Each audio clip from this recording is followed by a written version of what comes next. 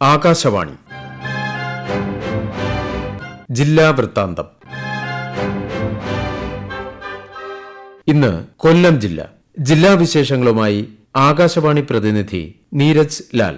കേന്ദ്രാവിഷ്കൃത പദ്ധതികളുടെ നിർവഹണ പുരോഗതി വിലയിരുത്താൻ രൂപീകരിച്ചിട്ടുള്ള ദിശയുടെ ജില്ലാതല അവലോകന സമിതി യോഗം ചേർന്നു.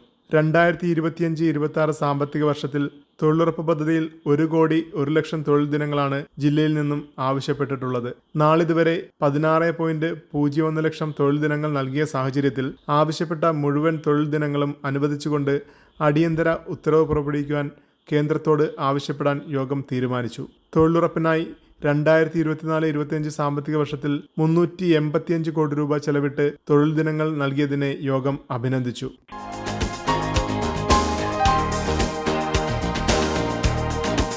രണസ്മരണകൾ ഉണർത്തി ഓച്ചിറക്കളി ഓച്ചിറ പടനിലത്ത് നടന്നു. മിഥുനമഴയുടെ അകമ്പടിയോടെ നടന്ന ഓച്ചിറക്കളി ഓണാട്ടുകരയുടെ പോരാട്ട ഓർമ്മകൾ ഉണർത്തി കളിക്കാർക്കും കാണികൾക്കും ആവേശമായി. കളിസംഘങ്ങളുടെ നേതൃത്വത്തിൽ ഘോഷയാത്രയായി പടനിലത്തെത്തി കുട്ടികളും മുതിർന്നവരും അംഗച്ചുവടുകൾ വെച്ചു. രാജഭരണകാലത്തെ പടയോട്ടത്തിന്റെയും പോരാട്ടത്തിന്റെയും ഓർമ്മകൾ ഉണർത്തി അവർ പരബ്രഹ്മസന്നിധിയിൽ പ്രതീകാത്മകമായി ഏറ്റുമുട്ടി. യോദ്ധാക്കളുടെ പ്രത്യേക വേഷവിധാനമണിഞ്ഞാണ് ഏവരും വായ്ത്താരി ചൊല്ലി അംഗം വെട്ടിയത്. ആയോധന കലയുടെ പരിശീലനവും ചരിത്ര പോരാട്ടങ്ങളുടെ തുടർച്ചയുള്ള ചുവടുകളും പടനിലത്ത് നിറഞ്ഞു. കരക്കളിക്ക് ശേഷം കളിക്കാർ 8 കണ്ടത്തിലും തകിടിക്കണ്ടത്തിലും ഇറങ്ങി പോരാടി. മഴയത്തായിരുന്നു ഇത്തവണത്തെ കണ്ടത്തിലിറങ്ങിയുള്ള അംഗം വെട്ട്. വെള്ളവും ചെളിയും തെറിപ്പിച്ച് വീറോടെ ഏറ്റുമുട്ടിയ യോദ്ധാക്കളുടെ പ്രകടനം പടനിലത്ത് നിറഞ്ഞ കാണികൾക്ക് ആവേശം പകർന്നു.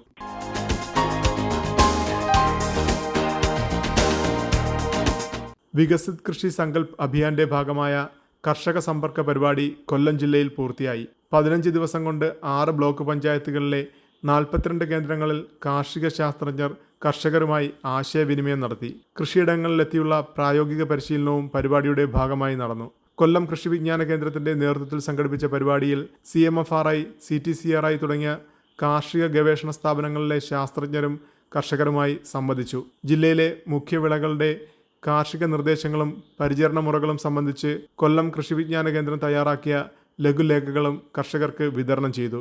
ഖാരിഫ് വിളകളുടെ കൃഷിയൊരുക്കം സംബന്ധിച്ച് സദാനന്ദപുരം കൃഷി വിജ്ഞാന കേന്ദ്രത്തിലെ ശാസ്ത്രജ്ഞർ വിവിധ കേന്ദ്രങ്ങളിൽ കർഷകരുമായി ആശയവിനിമയം നടത്തി. കർഷക പരിശീലനവും കർഷക ശാസ്ത്രജ്ഞ മുഖാമുഖവും പരിപാടിയുടെ ഭാഗമായി നടന്നു.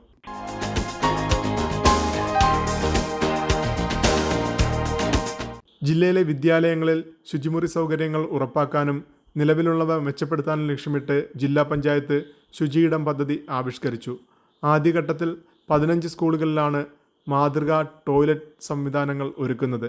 വാഷിംഗ് ഏരിയ, കുട്ടികളുടെ വിശ്രമ സ്ഥലം എന്നിവ ഉൾപ്പെടുത്തിയാണ് ശുചിമുറികളുടെ രൂപകൽപ്പന. 9 സ്കൂളുകളിൽ ഇവ പൂർത്തീകരിച്ചു.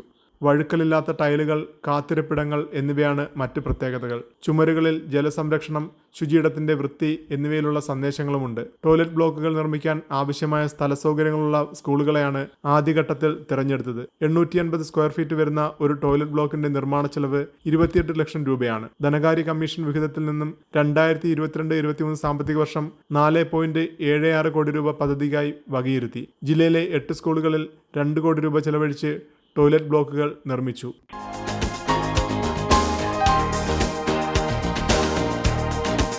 സംസ്ഥാന വനിതാ കമ്മീഷൻ വിവിധ സർക്കാർ വകുപ്പുകളിലെ ജീവനക്കാർക്കായി ടൗൺ ഹാളിൽ പോഷ് ആക്ട് 2013 അവബോധ പരിപാടി സംഘടിപ്പിച്ചു.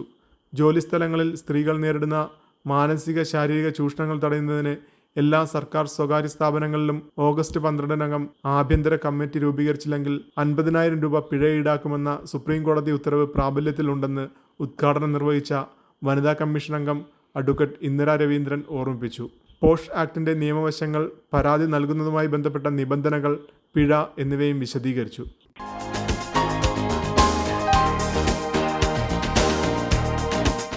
രാജ്യത്തെ ഏറ്റവും വൃത്തിയുള്ള സംസ്ഥാനത്തെയും ജില്ലയെയും കണ്ടെത്തുന്നതിനും ഗ്രാമീണ ജനതയുടെ ശുചിത്വ പാഠങ്ങൾ വിലയിരുത്തുന്നതിനും ലക്ഷ്യമിട്ടുള്ള സ്വച്ഛ് സർവേഷൻ ഗ്രാമീൺ സർവേക്ക് ജില്ലയിൽ തുടക്കമായി. ജില്ലയിൽ 26 വില്ലേജുകളിലാണ് പരിശോധന നടക്കുന്നത്. സർവേയിൽ വീടുകളുടെ ശൗചാലയ സൗകര്യങ്ങളുടെ സാന്നിധ്യം, വെളിയിട വിസർജനമുക്തം, കൈകഴുകൽ സംവിധാനങ്ങൾ, ജൈവ അജൈവ മാലിന്യങ്ങളുടെ സംസ്കരണം, മലിനജല പരിപാലനം, പ്ലാസ്റ്റിക് മാലിന്യ സംസ്കരണം തുടങ്ങിയവ വിലയിരുത്തും. ജില്ലാ വൃത്താന്തം സമാപിച്ചു.